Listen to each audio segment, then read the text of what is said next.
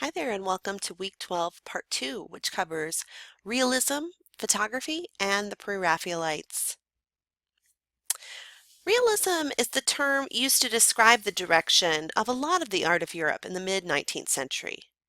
European artists who are called realists depicted all kinds of scenes, from landscapes to paintings of animals to images of everyday people working. They had varied influences, but most realist artists attempted to depict the world without idealizing it. And although their work claimed a certain objectivity, usually a social message was part of the image. In France, usually this message concerned the pitfalls of the modern world. Some artists of the realism movement considered themselves to be part of the avant-garde. The term avant-garde is a general term usually used to describe a progressive movement in the arts and literature. Avant-garde usually describes art that is deliberately rebellious, subversive, or socially progressive, or all of the above. As your book mentions, most artists were not particularly radical on their own, but their works were interpreted and held up as conveyors of avant-garde messages. In fact, most of the artists in this module belonged to royal academies and were quite privileged people. But many of the artists, even the academicians, felt that with the poverty, war, and political turmoil of early 19th century Paris, the cerebral imagery of the Academy was growing ever more irrelevant to the masses.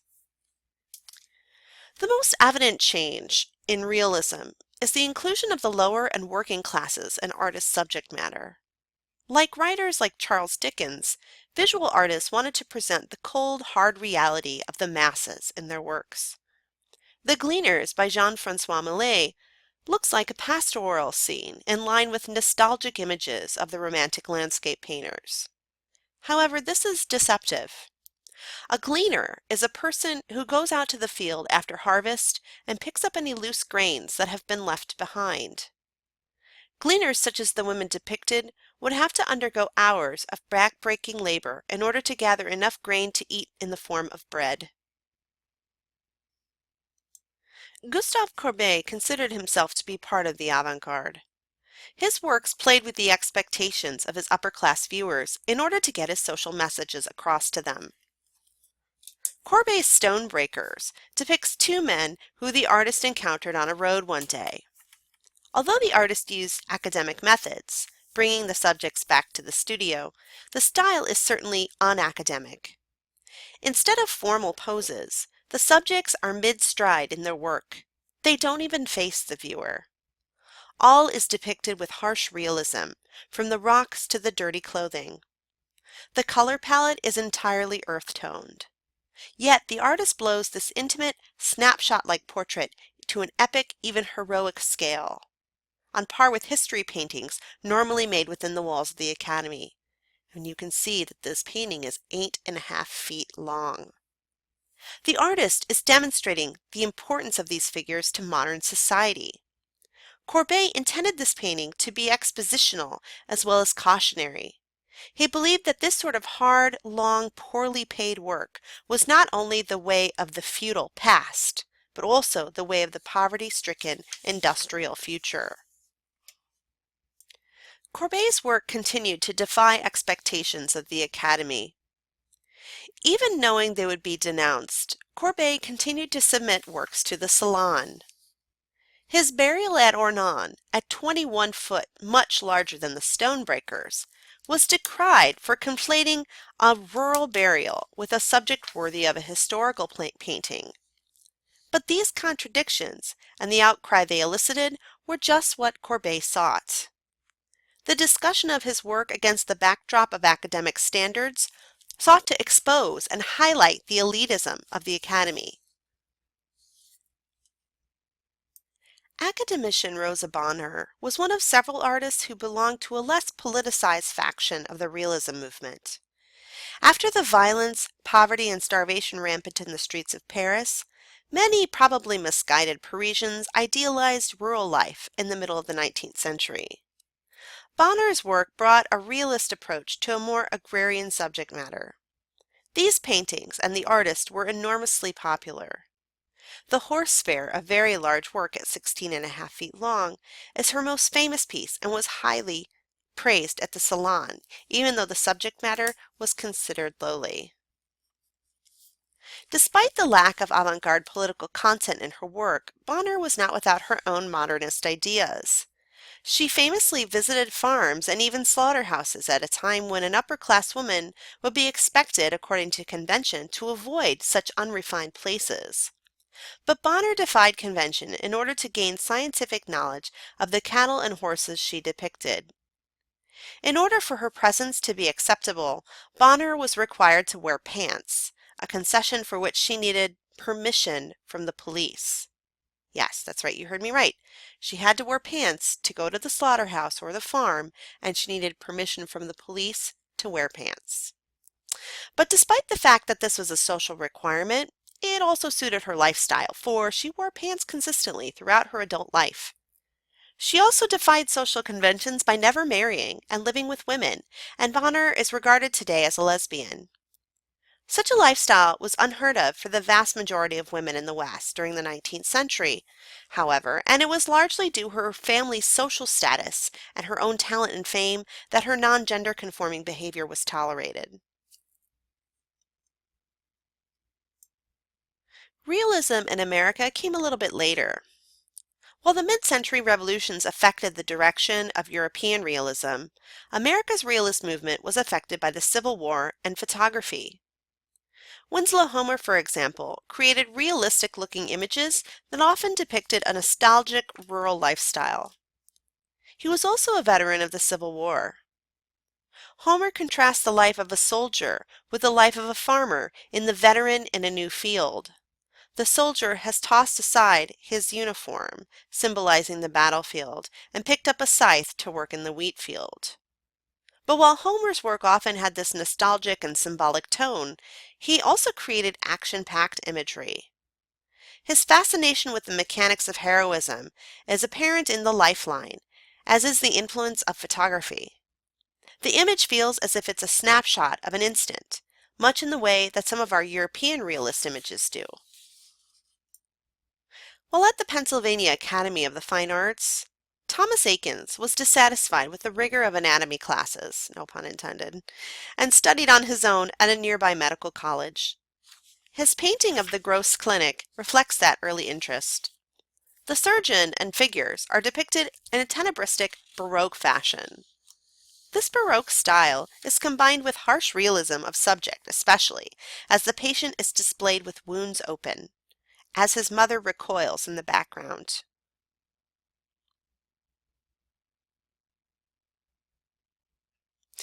Aiken's William Rush carving an allegory also demonstrates the American artist's frankly realistic negotiation of subject matter combined with a rather Baroque visual style.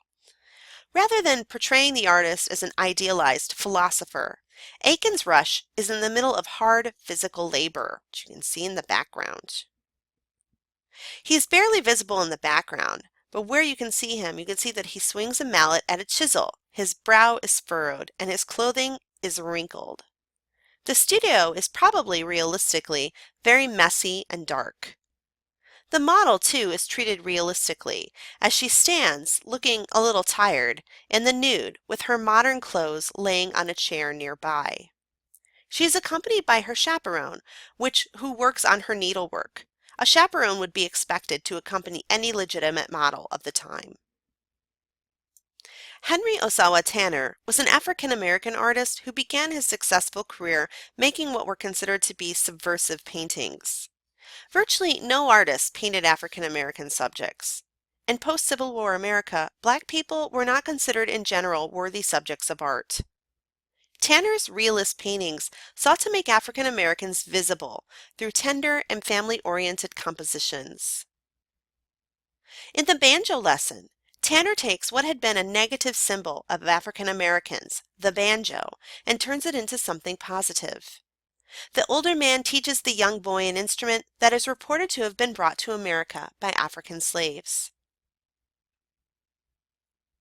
The Thankful Poor also depicts the same family unit in humble but proud and moral surroundings.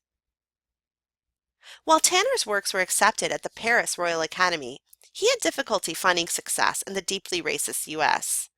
Tanner's later works were more popular. They became more and more religious in their subject matter and utilized white models more frequently. There's no doubt that the rise of realism and romantic landscape art is partly due to the invention of photography in the 1830s. The idea of the camera and photography originate in the camera obscura, a device which had been discovered back in the Renaissance, and even earlier by some ancient Greek and Chinese scientists. The camera obscura or pinhole camera allowed images to be projected within a darkened room. Camera obscura means dark room. Essentially, this is a natural phenomenon that artists and other people started to utilize for drawing more realistically, as well as other pursuits. The camera obscura, however, could not fix an image. The user had to trace the projected image on paper. While it was understood that light could affect a color change in certain chemicals, fixing of light in photographic images was not possible until Joseph Nicephore Niepce treated a metal plate with a form of bitumen, which was a dark and tarry substance that hardened when exposed to light. View from the window at Le Gras on the screen is a print of what is considered to be the first real photographic fixed image. According to legend, Niepce unknowingly spilled the substance on a plate, which was left inside a cabinet, and the image you see in view is a complete accident. The plate needed to be located inside a small room-light camera, so that only a small amount of light could enter, as with the camera obscura. The plate could be further treated in order to better fix the image. A fixing technique invented by Louis Daguerre improved the process of developing the images.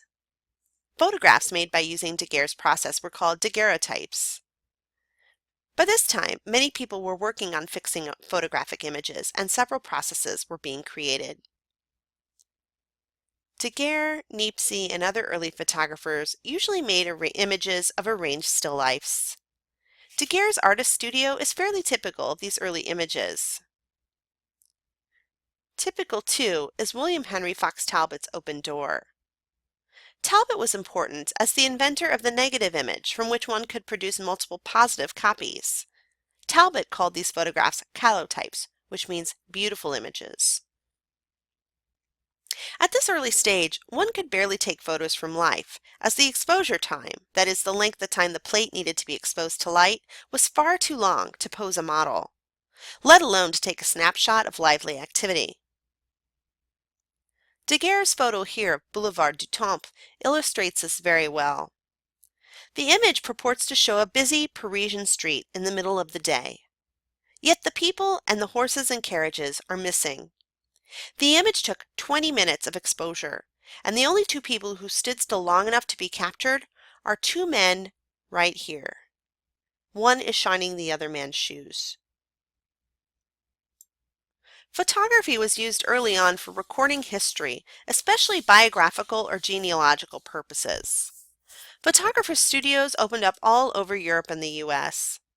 Some early adopters rejected this commercialized use of photography.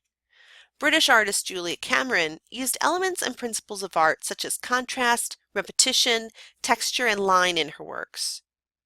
Her portraits, like the many images of her niece Julia Jackson, embraced the realist aspect of photography while using it as an art form. Like other photographic artists, Cameron sometimes staged narrative images, such as the Nativity Angel on the screen. During the Civil War in the U.S., American photographers would also frequently stage images. Matthew Brady and Timothy O'Sullivan took many photographs that, though they looked real, were highly staged. Even in this early phase of photography, it became apparent that despite the realism of the medium, the viewer must beware. Even those photographers who claim to be journalistic make choices, conscious or unconscious, that affect what we see and what we don't see. Simultaneous with the rise of the landscape as a high art form and the beginnings of realism was the Pre-Raphaelites Brotherhood. The Pre-Raphaelites were a group of 7 British artists led by Dante Gabriel Rossetti and John Everett Millais. The Pre-Raphaelites disliked academic art, which they felt was artificial and unreal. They dated the rise of academic style painting back to the High Renaissance. They particularly singled out Raphael and his style, which they hated. The Pre-Raphaelites, however, did not like the work of the realists, which they considered ugly. But the Pre-Raphaelites often used a realistic style. They also called their art real in comparison to other art movements for its moral content. Pre-Raphaelites claimed to look to the time before the Renaissance for inspiration. The literature of the Middle Ages was very inspirational to them. Part of the Pre-Raphaelites' criticism of other artists' work had to do with subject matter. The Pre-Raphaelites believed that artists should concentrate on subjects that were fantastic, literary, or biblical. Those subjects which could provide a moralizing theme were considered the best, even though, as your book explains, the group itself had its own internal moral issues. Your book reproduces La Pia, which is a commentary on fidelity.